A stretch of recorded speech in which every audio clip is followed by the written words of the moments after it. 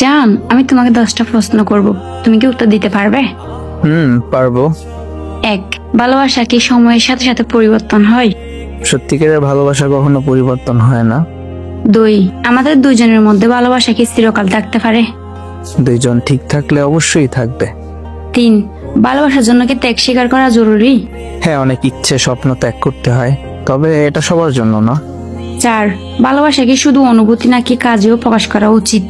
দুইটাই, অবস্থা বুঝে ব্যবস্থা। 5, ভালোবাসা মানুষকে বিশ্বাস করা কতটা জরুরি?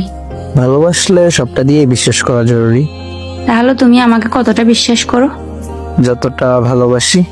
6, ভালোবাসায় কি মনস্তাত্ত্বিক সমর্থন গুরুত্বপূর্ণ? জরুরি। 7, ভালোবাসা কি ভাগ্যের উপর নির্ভর করে? না, দুইজনের উপর নির্ভর করে।